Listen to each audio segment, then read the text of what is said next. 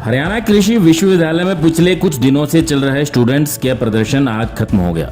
छात्रों के विरोध के बाद एचयू प्रशासन ने फीस बढ़ोतरी के फैसले पर उल्टा कदम लेते हुए फीस को केवल 10% बढ़ाने का ही फैसला लिया। छात्रों के साथ हुई बातचीत में एचयू प्रशासन ने कहा कि फीस को सिर्फ 10% ही बढ़ाया जाएगा।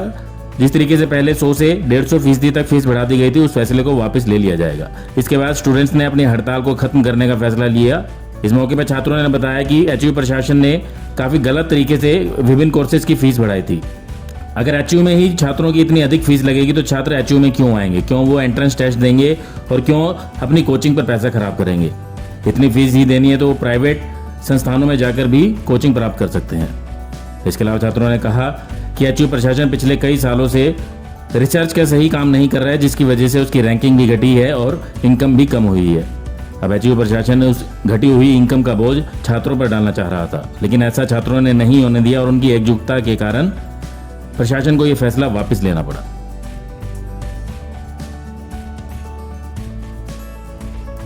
यूनिवर्सिटी की तरफ से इस साल के जो प्रोस्पेक्टस जारी किया गया था उसके अंदर फीस लगभग 150 से 160% तक की हाई कर दी गई थी। उसके बाद जो हमें स्टाइफंड और स्कॉलरशिप मिलती थी वो भी एमएससी की, पीएचडी की और यूजी की सबकी घटा दी गई थी और कईयों की ख़त्म भी कर दी गई थी। उसके बाद हमने शुक्रवार को अपने रजिस्ट्रार सर से ज्ञापन दिया था कि सर हमारी ये मांग है, ये गलत हुआ है। तो उन्होंने कहा ठीक है हम करेंगे इसके ऊपर डिस्कशन। हमने कहा था सर 2 दिन का टाइम दे रहे हैं, सोमवार से हम अपनी स्ट्राइक करेंगे। सोमवार से हम स्ट्राइक पे आ गए थे और सोमवार, मंगलवार और आज बुधवार हो गया। आज हमारा तीसरा दिन था। सोमवार को भी हमारी बातें हुई थी लेकिन अंदर जाके नहीं हुई, बाहर ही हुई थी, लेकिन ये मानने को तैयार नहीं थे। उसके बाद हमने लगातार 2-3 दिन स्ट्राइक की। आज हमारी प्रशासन से अंदर बैठकर बात हुई है। उसके बाद हमारा सुलझड़ा हो गया है। उसमें ये फैसला निकल के आया है कि जो स्कॉलरशिप थी और जो स्टाइफंड हमें मिलता था वो पहले जितना था उतना ही रहेगा। उसका जो क्राइटेरिया था कि 7.5 की जीपी से ऊपर वालों को 6,000 एमएससी के लिए और पीएचडी के लिए 10,000 रुपये मंथली मिलते थे। यानी कि स्कॉलरशिप और स्टाइफंड का रूल रेगुलेशन सारी चीज़ें सेम रहेंगी पहले की तरह। फीस हमारी केवल 10% बढ़ी है, जो 160% बढ़ाई गई थी उस डिसीजन को वापस ले लिया जाएगा। आज हम एप्लीकेशन लिख के दे देंगे, वीसी सर के साइन हो जाएंगे और कल तक यूनिवर्सिटी की वेबसाइट पर डाल दिया जाएगा।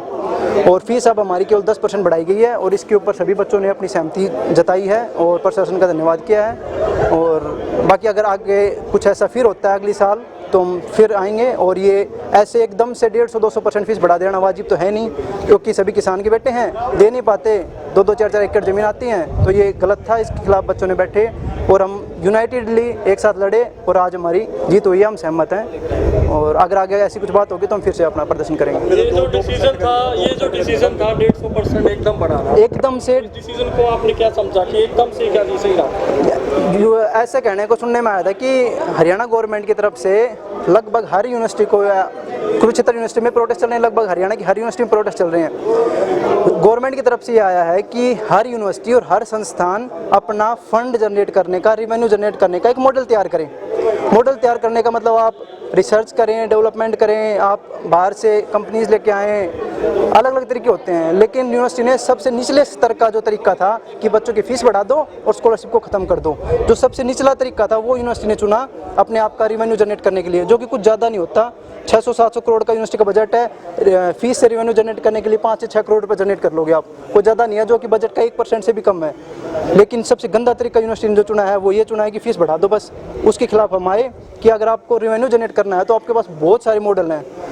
PAU है, पंजाब एग्रीकल्चर यूनिवर्सिटी, उसके अंदर 550 से ज़्यादा प्रोजेक्ट चल रहे हैं और वो 550 से ज़्यादा प्रोजेक्ट से 138 करोड़ रुपए रेवेन्यू जनरेट करती है, यूनिवर्सिटी कमाती है 138 करोड़। HU के अंदर 52 से 55 प्रोजेक्ट चल रहे हैं, केवल 12 करोड़ रुपए साल की कमा रही है। तो आपको कंपैरिजन करना, कंपटीशन करना है तो आप ऐसे इंडस्ट्रीज लेके आओ और रेवेन्यू जनरेशन का मॉडल क्रिएट करो। PAU को टक्कर दो। हमारी 3 नंबर की रैंकिंग की यूनिवर्सिटी थी 2020 के अंदर, मात्र 3 साल के अंदर डिग्रेड होकर 10वें नंबर के ऊपर आ गई। ना अच्छे से रिसर्च हो रही, ना कुछ हो रहा, ना रेवेन्यू जनरेट हो रहा। तो रेवेन्यू जनरेशन का तरीका क्या, तुम बच्चों को चुनोगे क्या? बच्चों के से रेवेन्यू कितना जनरेट कर लोगे? 2 करोड़, 4 करोड़, 5 करोड़, इससे ज़्यादा और कहाँ से लाओगे? तो ये गलत था। इसके खिलाफ 2% का था हमने तो, इसके खिलाफ हम यूनाइटेड हुए थे और हमने लड़ाई लड़ी थी। प्रपोजल मांगा था हमने तो 2% की बात की थी कि हम 2% ज़्यादा नहीं दे सकते, पर फिर इन्होंने 10% की। उसके बाद फिर बच्चों से बात हुई, बच्चों ने सहमति जताई है, तो अब हम सहमत हैं। क्या सीधा सीधा आप ये आरोप लगा रहे हैं करोड़ों रुपए कमाने का एक जरिया बना है? अभी हाँ, वही तो यूनिवर्सिटी एक पब्लिक फंडेड यूनिवर्सिटी है, सरकार चला रही है। इसको आप प्राइवेटाइजेशन की तरफ और इस वे में लेके जाओगे कि आप 50-50 हज़ार रुपये एक सेम की फीस कर दोगे, लाख रुपए साल की फीस कर दोगे, तो ऐसे तो फिर बच्चे प्राइवेट में पढ़ लेंगे।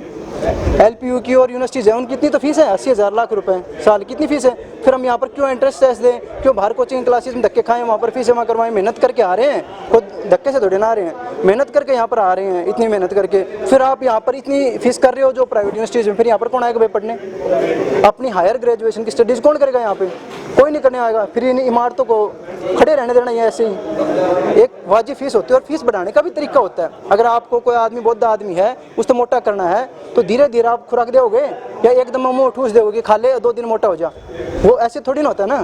तो अब धीरे धीरे एक लीगल तरीका होता है, उस वे में करनी होती है। ऐसे आप 5 आदमी ऑफिस में AC के कमरे में बैठ जाओगे, आपकी 2.5-3 लाख रुपए फीस है, आपको लाखों रुपए कमा रहे हो और आपको लगता है कि 50,000 तो फीस बढ़ाई है एक सेम की, साल की लाख ही बढ़ाई है। आपके लिए 1 लाख रुपए साल के थोड़े होंगे, किसान के लिए 1 लाख रुपए साल के बहुत ज़्यादा होते हैं। आपको लाखों रुपए मिलते होंगे तो आपके लिए तो आपके बच्चों को पॉकेट मनी दे देते होंगे 1 लाख रुपए। हमारे माँ बाप अफोर्ड नहीं कर सकते इतना। समाधान हो गया है तो क्रेडिट किसे देंगे? आप पिछले 3 दिन से बैठे हैं। क्रेडिट इस यूनिवर्सिटी के सभी बच्चे, सभी ने डायरेक्टली इनडायरेक्टली जितनों ने भी कोऑपरेट किया है, जितने भी बच्चों ने मिलकर लड़ाई लड़ी है, दिन रात मेहनत की है, अपनी पढ़ाई छोड़ी है और संघर्ष किया है ना, सभी बच्चों को क्रेडिट जाता है कि सभी ने मिलकर मेहनत की है और तो सभी बच्चों को इस चीज़ का क्रेडिट जा रहा है। ब्यूरो रिपोर्ट नई ताज़ा न्यूज़ हिसार। लेटेस्ट वीडियोस के लिए सब्सक्राइब करें हमारा चैनल नई ताज़ा न्यूज़ और दबाएं बेल आइकॉन ताकि आप मिस ना करें कोई भी अपडेट।